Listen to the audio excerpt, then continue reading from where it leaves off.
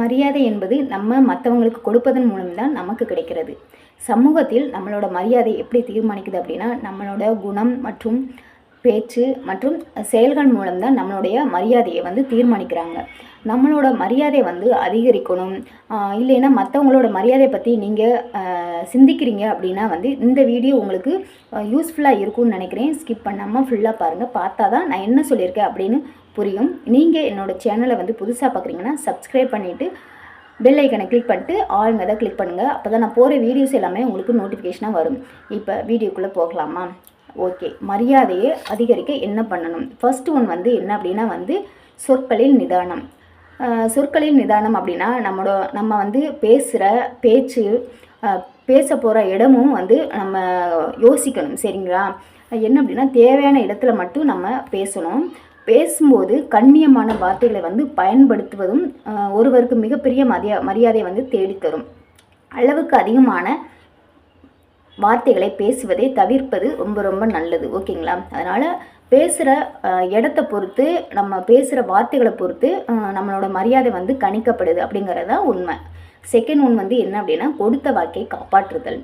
நீங்கள் ஒரு செயலை செய்வதாக சொல்லிட்டீங்க அப்படின்னா வந்து அந்த செயலை வந்து சரியாக செய்து முடிக்கணும். சரிங்களா?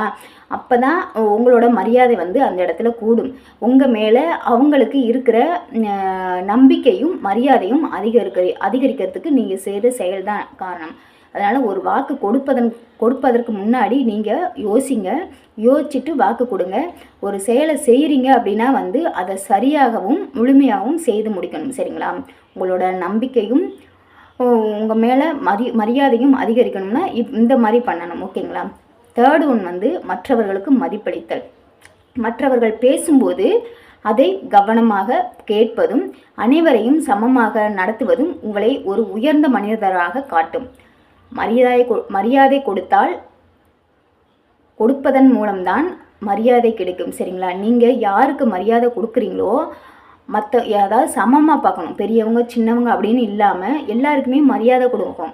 அப்படி மரியாதை கொடுக்கும்போது தான் உங்களுக்கு சரியான மரியாதை கிடைக்கும். எந்த இடத்துக்கு போனாலும் நீங்கள் என்ன காட்டுறீங்களோ அதுதான் உங்களுக்கு திரும்ப கிடைக்கும். அதனால் வந்து மரியாதை வந்து பெரியவங்க சின்னவங்க உயர்ந்தவங்க தாழ்ந்தவங்க அப்படின்னு எதுவுமே எந்த ஒரு வேறுபாடும் இல்லாமல் எல்லாத்துக்கும் மரியாதை கொடுத்தீங்கன்னா கண்டிப்பாக உங்களோட மரியாதை அதிகரிக்கும். சரிங்களா? அதை புரிஞ்சு நடந்துக்கணும். அதுக்கு முன்னாடி நீங்கள் வாழ்க்கையில் மதிக்கிற ஒரு மிகப்பெரிய மனிதர் யார், அவங்களோட எந்த குணம் உங்களுக்கு ரொம்ப பிடிக்கும் அப்படிங்கிறத கமெண்ட்லாம் சொல்லுங்கள். ஓகேங்களா? தேவையற்ற தலையீடுகளை தவிர்த்தல். அடுத்தவர் விஷயங்களில் தலையிடாமல் இருப்பதும் கேட்கப்படாத போது அறிவுரை வழங்காமல் இருப்பதும் உங்கள் மதிப்பை குறைப்பதை தவிர்க்கும். அதாவது என்ன அப்படின்னா வந்து அடுத்தவங்க விஷயங்கள், அடுத்தவங்க சண்டை போடுறாங்க, ஏதாவது பிரச்சனைகள் இருக்குது அப்படின்னா வந்து தேவையில்லாமல் வந்து நீங்கள் தலையிட்டு பேசுகிறது, அதாவது அவங்களுக்கு சப்போர்ட் அது என்ன நடக்குதுன்னே தெரியாது ஆனால் அவங்களுக்கு சப்போர்ட் பண்ணி பேசுகிறது, அவங்கள இழிவாக பேசுகிறது, அந்த மாதிரி விஷயங்களில் நீங்கள் தயவுசெய்து பண்ணாதீங்க. அப்படி பண்ணும்போது உங்களோட மதிப்பு அந்த இடத்துல குறையும். சரிங்களா? அதாவது அறிவுரை வழங்காமல் இப்போ வந்து உங்ககிட்ட வந்து யாராவது வந்து ஆலோசனை கேட்குறாங்கன்னா அப்போ நீங்கள் உங்களுக்கு தெரிஞ்ச விஷயங்களை, உண்மையான விஷயங்களை, நல்ல விஷயங்களை ஷேர் பண்ணுங்கள். ஆனால் உங்ககிட்ட எதையுமே கேட்காம ஒதுங்கி போகிறாங்கன்னா அந்த இடத்துல நீங்கள் விலகி இருப்பது தான் உங்களுக்கு நல்லது. சரிங்களா? உங்களோட மரியாதைக்கு அதுதான் நல்லது. அதனால் தேவையற்ற தலையீடுகளை வந்து தவிர்ப்பது ரொம்ப ரொம்ப நல்லது. ஓகேங்களா? ஃபிஃப்த் ஒன் சுய ஒழுக்கம் மற்றும் தோற்றம். நேரத்தை கடைபிடிப்பது, நேர்மையாக இருப்பது மற்றும் இடத்திற்கு ஏற்றவாறு நேர்த்தியாக உடை அணிவது போன்றவை முதல் பார்வையிலேயே ஒரு நன்மதிப்பை உருவாக்கும். என்ன அப்படின்னா வந்து நேரத்தை கடைப்பிடிப்பது. இப்போ ஒரு விசேஷத்துக்கோ இல்லை வந்து ஒரு என்ன சொல்லுவோம், ஒரு ஆஃபீஸ்க்கு போகிறோம் அப்படின்னா நம்மக்கிட்ட ஒரு முக்கியமான பொறுப்பை கொடுத்துருக்காங்க, இந்த டயத்துக்குள்ளே நீங்கள் போய் இதை சப்மிட் பண்ணணும், இதை முடிக்கணும் அப்படின்னு சொல்லிட்டு ஏதாவது சொல்கிறாங்க அப்படின்னா அந்த வேலையை வந்து கரெக்ட் டைமுக்குள்ளே வந்து நான் முடிக்கணும். முடிஞ்சால் ஒரு 5 நிமிஷம் 10 நிமிஷத்துக்கு முன்னாடியே முடிக்கிறது ரொம்ப ரொம்ப நல்லது. ஆனால் அவங்க சொன்ன டயத்தை விட அதிகமாக நீங்கள் இழுத்தீங்க அப்படின்னா அந்த இடத்துல வந்து உங்களோட மரியாதை வந்து குறைய ஆரம்பிச்சிடும். சரிங்களா?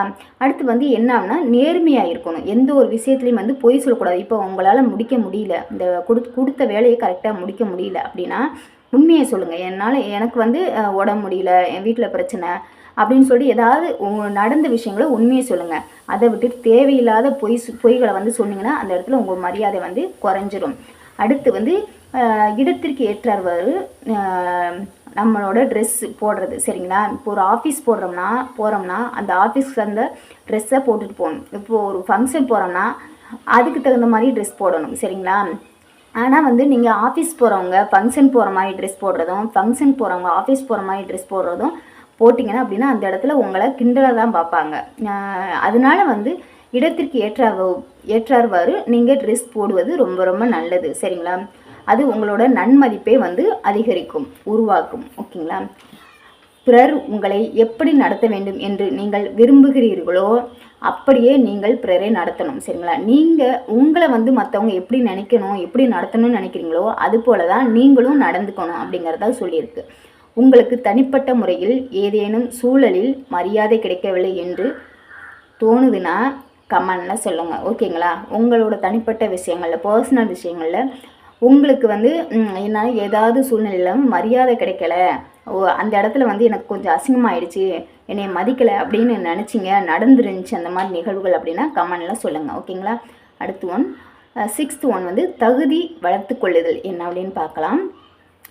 வெறும் வார்த்தைகளால் மரியாதை வராது. நம்முடைய திறமையையும் அறிவையும் வளர்த்து கொள்ளும்போது உலகம் தானாகவே தலை வணங்கும். உண்மைதான் சரிங்களா. சும்மா நம்ம வாயில் பேசுகிறோம் அப்படின்னா வந்து அந்த இடத்துல வந்து நம்மளுக்கு மரியாதை கிடைக்கவே கிடைக்காது. நம்மளோட திறமையையும் அறிவையும் வளர்த்து கொள்ளும்போது உலகம் வந்து தானாகவே வந்து தலை வணங்கும். ஓகேங்களா. உழைப்பும் உயருமே உண்மையான மரியாதை தரும் அப்படிங்கிறதான் உண்மை. அதனால் வந்து உங்களோட உழைப்பை வந்து வெளிப்படுத்துங்க சரிங்களா. அதுதான் உங்களோட மரியாதைக்கு மிகப்பெரிய ஒரு ஆயுதமாக இருக்கும். உழைப்பும் உயர்வுமே உண்மையான மரியாதை தரும் அப்படிங்கிறதா உண்மை. ஓகேங்களா. அடுத்து 7th என்ன அப்படின்னா, இல்லை என்று சொல்ல பழகுங்கள். எல்லாவற்றிற்கும் சரி என்று சொல்பவர்களுக்கு மரியாதை குறைவாக இருக்கும். அதாவது தெரிஞ்ச விஷயம் தெரியாத விஷயம் எல்லாத்துக்குமே வந்து நான் செஞ்சு முடிச்சிடறேன், நான் பண்ணிடுறேன், என்னால் முடியும் அப்படின்னு தயவு செய்து சொல்லாதீங்க. அப்படி சொல்லும்போது அந்த இடத்துல உங்களுக்கான மரியாதை குறையும் சரிங்களா. உங்களுக்கு தெரிஞ்ச விஷயத்துக்கு ஓகே சொல்லுங்கள். தெரியாத விஷயங்களை சொல்கிறாங்க அப்படின்னா, பண்ண சொல்கிறாங்க அப்படின்னா தைரியமாக சொல்லுங்கள். எனக்கு இது தெரியாது, இதை நான் பண்ணுனா அதில் வந்து ப்ராப்ளம் வரும், அதை முழுமையாக என்னால் பண்ணி முடிக்க முடியாது அப்படின்னு தைரியமாக சொல்லுங்கள். உங்கள் கொள்கைகளுக்கு மாறான விஷயங்களை தைரியமாக இல்லை என்று சொல்லும்போது உங்கள் மதிப்பு கூடும். ஓகேங்களா. அதை தான் சொல்லியிருக்கு. உங்களுக்கு பிடிக்காத விஷயங்களை பண்ண சொல்கிறாங்க அப்படின்னா நீங்கள் வந்து அந்த இடத்துல வந்து ஓகே சொல்லாமல் என்னால் முடியாது, இது எனக்கு பிடிக்காது, நான் இதை பண்ண மாட்டேன் அப்படின்னு தைரியமாக சொல்லிடுங்க. ஓகேங்களா. மௌனத்தின் வலிமை 8th வந்து மௌனத்தின் வலிமை. அதிகமாக பேசுபவர்களை விட எப்போது பேச வேண்டும் என்று தெரிந்து பேசுபவர்களுக்கே மதிப்பு அதிகம். அதாவது தேவையில்லாத விஷயங்களுக்கெல்லாம் அதிகமாக வளவளவலான்னு பேசினா அந்த இடத்துல அவங்களுக்கு மரியாதையே கிடைக்காது.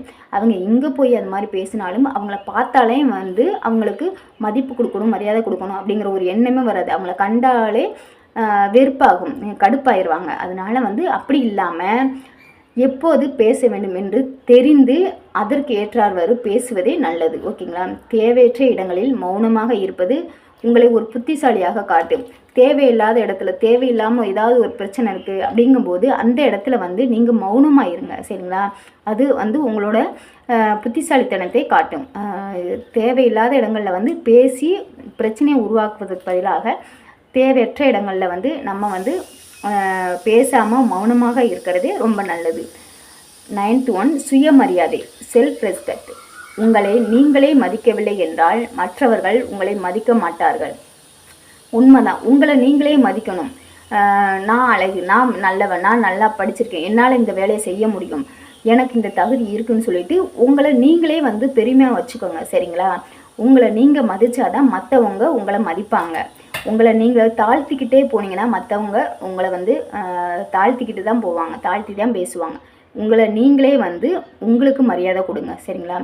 மற்றவர்கள் உங்களை மதிக்க மாட்டார்கள் அப்படிங்கிறனால நீங்கள் வந்து உங்களை ஒரு கெத்தாகவே வச்சுக்கணும். என்னால் இது முடியும், நான் இதை பண்ணிடுவேன், எனக்கு அதாவது இந்த விஷயங்களை கொடுத்தா நான் முழுமையாக முடிப்பேன் அப்படிங்கிற ஒரு நம்பிக்கை வேணும் சரிங்களா. நம்பிக்கை இருந்தாவே வந்து எந்த ஒரு செயலையும் வந்து நம்ம ஈஸியாக வந்து பண்ணிடலாம்.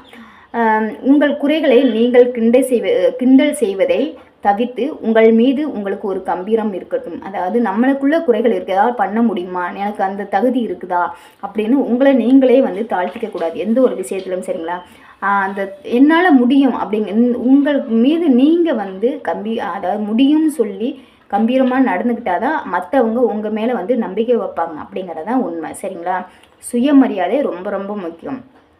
ஒரு நேர மேலாண்மை 10th ஒன் நேர மேலாண்மை. அதுக்கு முன்னாடி வந்து என்னன்னா ஒரு கேள்வி பார்த்துருவோமா?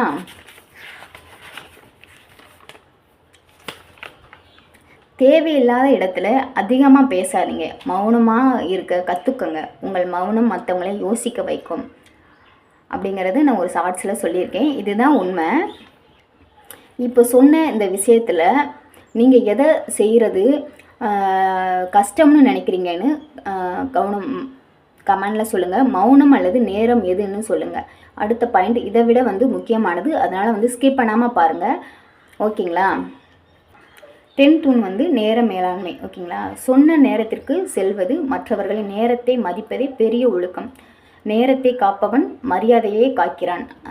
உங்களுக்கு கொடுக்குறாங்க, இந்த நேரத்துக்குள்ளே வரணும் அப்படின்னு சொல்கிறாங்க அப்படின்னா அந்த டைமுக்குள்ளே நம்ம போக பழகிக்கணும், சரிங்களா? நேரத்தை காப்பவன் மரியாதையே காக்கிறான். உங்களோட மரியாதையை காப்பாற்றிக்கணும் அப்படின்னு நினைக்கிறீங்கன்னா அந்த டைம் மேனேஜ்மெண்ட்டு ரொம்ப ரொம்ப முக்கியம். அந்த டயத்தை வந்து நம்ம கீப் பண்ணணும்.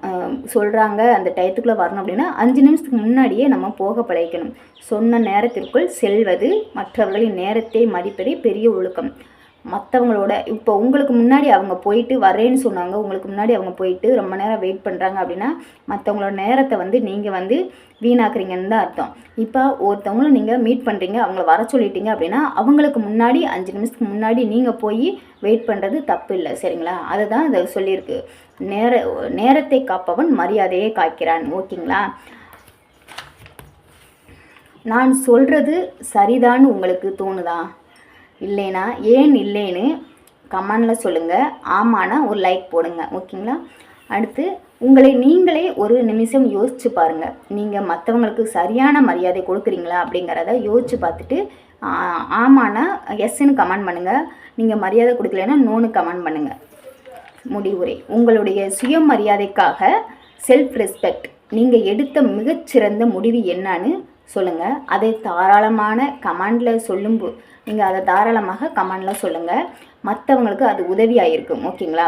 உங்களை மதிக்காத ஒருத்தருக்கு இந்த பதிவை மறைமுகமாக ஷேர் பண்ணுங்கள். அவங்களுக்கு ஒரு யூஸ்ஃபுல்லாக இருக்கும், அவங்களும் புரிஞ்சுக்கட்டும். மரியாதை என்பது கேட்டு பெறுவது அல்ல, நம் நடத்தையால் சம்பாதிப்பது. இதுபோல் இன்னும் பல தலைப்புகளை வீடியோக்களாக நம்ம சேனலில் போடுகிறோம். நீங்கள் பார்க்கணுன்னு நினச்சிங்க அப்படின்னா வந்து நம்ம சேனலை வந்து சப்ஸ்கிரைப் பண்ணிவிட்டு பெல் ஐக்கனை கிளிக் பண்ணிட்டு ஆளுங்கிறத கிளிக் பண்ணுங்கள். அப்போ தான் நம்ம போகிற வீடியோஸ் எல்லாமே உங்களுக்கு நோட்டிஃபிகேஷனாக வரும். இடையில கேள்விகள் கேட்டிருக்கேன்ல, அது மாதிரி அதுக்கு கமெண்டில் சொல்லுங்கள், எஸ் ஆர் நோ சொல்லுங்கள். அடுத்து வந்து லைக் போடுங்க. லைக் போட்டுட்டு இந்த வீடியோ உங்களுக்கு பிடிச்சிருக்கு அப்படின்னா வந்து ஹைப் பண்ணுங்கள். ஹைப் பண்ணிங்கன்னா என்னோடய வீடியோஸ் வந்து ரெக்கமெண்டேஷனில் போகும், எனக்கு கொஞ்சம் பாயிண்ட்ஸ் கிடைக்கும், ஓகேங்களா? ஓகே, பாய். அடுத்த வீடியோவில் பார்க்கலாம்.